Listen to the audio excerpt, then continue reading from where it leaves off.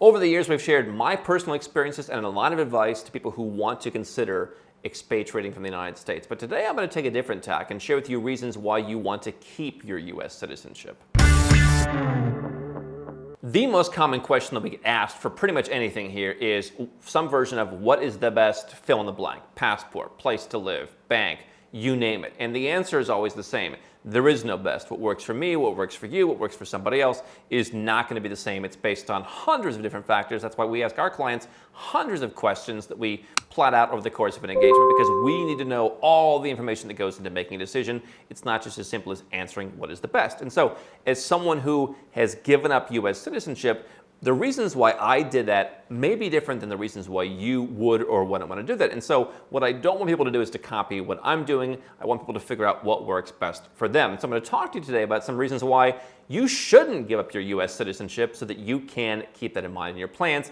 If it's your first time here, my name is Andrew Henderson. I'm the founder of Nomad Capitalist. We're a boutique consultancy that helps 7- and 8-figure entrepreneurs and investors legally go where you're treated best, from reducing your taxes, from diversifying and protecting your assets, getting multiple citizenships, just basically building your freedom in a world that is wide open to competition, much more so than your country is willing to compete. And I'm also the host of the biggest and best offshore conference called Nomad Capitalist Live. So reason number one why you want to keep your citizenship is you want to keep working in the United States.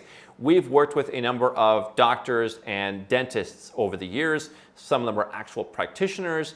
Some of them own a number of clinics and they kind of rotate between them. Some of them own a bunch of clinics and just kind of supervise, and they have other doctors. But that is a perfect example of somebody who might, as long as they want to keep being in that business or have the ability to be in that business in the future, would probably want to keep their U.S. citizenship, because obviously you people all around the world who are employees who would like to live in the United States. And listen, let's not kid ourselves. They want to live in the United States because they want to make more money.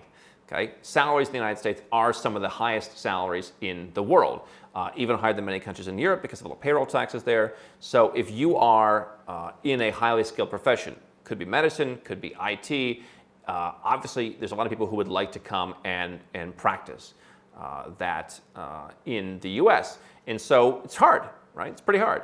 I mean, even if you're like the top IT guy in the world, if you are from India, Google is going to have a hard time bringing you in. And so if you want to practice that skill, I mean, we've had doctors making, millions of dollars a year in some cases. Again, the millions, I guess they're running a practice. But if that's important to you, or hey, if you run any business where you just literally can't remove yourself, I think most businesses, people can actually remove themselves. They can put management in place, and just we all are hesitant to let go as entrepreneurs. But if you can't remove yourself, or if you've got some high-income job or high-income self-employment, then you want to consider keeping the U.S. citizenship, because let's say you go overseas. You're not going to make nearly as much money being a doctor or dentist. Can you make money? We did a whole report on this actually for some of our clients. Like there's some countries you can go to. The taxes there aren't any better. So unless you're moving for personal freedom or lifestyle reasons, there's a handful of places you can move for that. But like being able to have that ability to work is important. So for me, if you are an entrepreneur, if you're an investor, and you know you have enough of a cushion and you're confident in your skills, then you can consider renouncing. I happen to be a very security-minded person, so I wouldn't be like, hey, my Bitcoin's taking off, or like, hey, it's my first big year in business. Like, I would want to have probably multiple years in business to make sure, like, hey, I don't want to have to go back. I also realize in my case, if everything totally did, fall apart and everything was lost, like, I'm sure I could find some kind of remote thing where I don't need to be on a U.S. payroll. Obviously, there's a lot more of that now than there was even 2, 5, 10 years ago, where like you can work for American companies, you can work for any company anywhere in the world and provide some kind of skill, and you don't have to go to the office. But if you need to go to an office, or if you need to be a U.S. citizen, then that's valuable. One of the things that we've had occasionally is people with like security clearances, or you're working with the government. So if you're doing services with the government, there often are restrictions on that. So if your money comes from any of those reasons, then the U.S. citizenship, even if you don't like the taxes, even if you don't like whatever else, probably worth considering keeping it. The second reason to consider keeping U.S. citizenship is you really need to continue visiting family and friends. And so this really depends on what your citizenship is. And I'm not going to get into immigration advice here, but if you are a Canadian citizen, okay, that's probably a lot easier. If you are a citizen of what we call a Tier A country, so you've got a British passport, or you've got Italian citizenship by descent, or whatever else, then perhaps you can come back to the U.S. Obviously, anybody can be rejected for entry to any country they're not a citizen of, right? We kind of take it for granted, like you're an American, you go to Mexico, like why wouldn't they let me in? And you're right, why wouldn't they let you in? Countries like Mexico are becoming more strict on like, when are you going back? Show me a return ticket, show me your hotel. That's becoming a little bit of a trend even for Americans in some countries. But like generally speaking, yeah, they're going to let you in. Obviously, the higher level you go, there are countries, I mean, you go to Canada, yeah, they might ask you a few more questions than if you go to Malaysia in some cases. And so you want to be aware that like if you've got a criminal record or if you have other issues in your past, you may have an issue coming in. Just as Americans with criminal records or even DUIs, I think, have a hard time going to Canada and vice versa, like that would be an issue. So you want to look at your ability to come back. But if you're going to become a St. Lucian citizen, where you need to get a tourist visa to go to the U.S., I mean, that's going to require you to go, at least with some certain frequency, to go and ask for permission.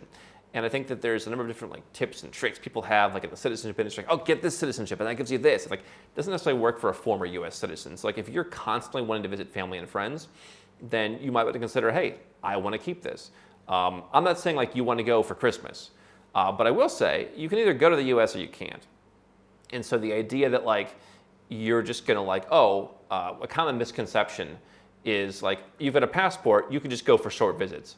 No, that's why you don't see the United States like flooded with people from Bangladesh or from Egypt or from Eritrea, like, right? Because they need to get a visa, and most people who apply for a visa from those countries are rejected.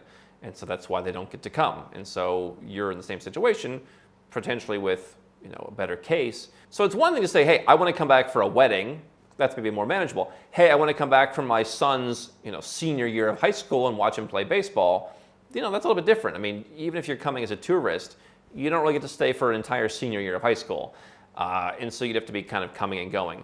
I think something people should consider is, I've had friends that I've looked back on, and we had a friendship due to proximity. And it wasn't worth like giving up on everything that I wanted in my life to say, if this person won't come along with me, I'm going to stay for a friend that only values me for proximity. But certainly I think we all have friends, and potentially even family, where you're around, so they hang out with you. If you're not around, would they miss you? Would they call you? Would they do anything? I really believe that you can meet family in other places of the world, so I don't know that the issue of you have to come back to them.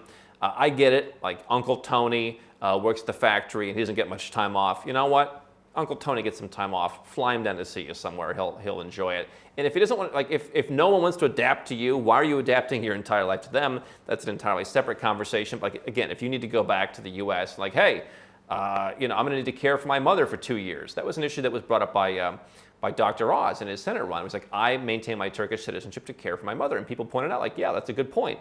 That, hey, it's one thing to go and take care of his mother for 90 days at a time. What if he had to be there for 2 years? Right? What's the visa to get into Turkey for 2 years? I think there is something you could do.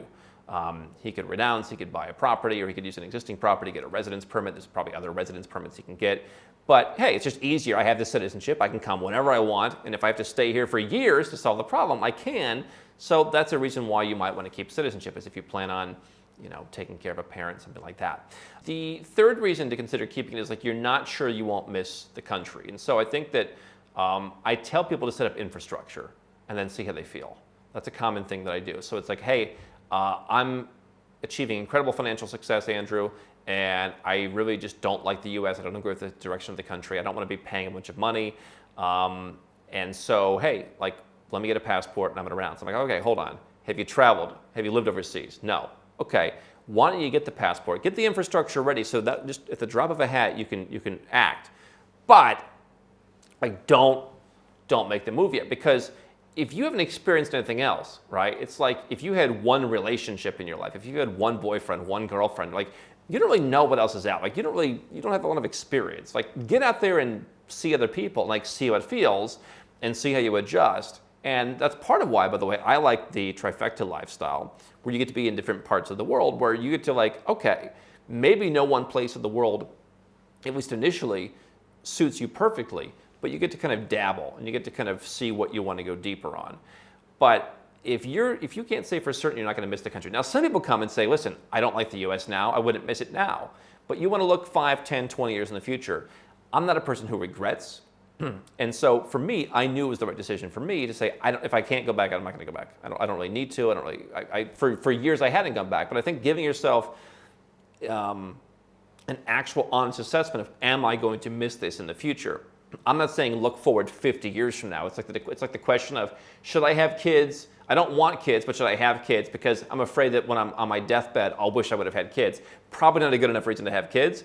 But if it's like, hey, maybe in a year or two I will want this thing. Yeah, probably something that you want to consider. Like, I don't want you to renounce. Like a year later, you're like, oh my God, I made a mistake, because you really can't undo it. You could get a green card, I guess. You could make an investment. You could do something like that. But you have to be sure that you're not necessarily going to miss it. The last reason to keep your U.S. citizenship, or maybe better stated, not give up your U.S. citizenship, is that you want to make some kind of statement. And I've heard this from people, and I've really felt really good at times, like walking people through over the course of a couple of days, like, talking people down from the ledge of, let's not do this to like stick it to somebody. Nobody in the government cares. Nobody cares. Like, I mean, it's. I don't think like anybody out there really understands the situation. You come to me and you talk about it, like, I understand it.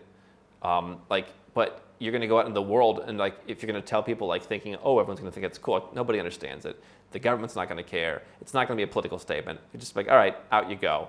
And you're not going to get even. So if that's your mindset, I think some people like do have that. Like Billy Joe Armstrong was talking recently, like, I want to renounce U.S. citizenship. I don't like the Roe v. Wade decision. Okay, nobody's going to care. They're not going to change the law. They're going to change the court ruling. Like, I'm not a guy, as you know, who says stay and fight.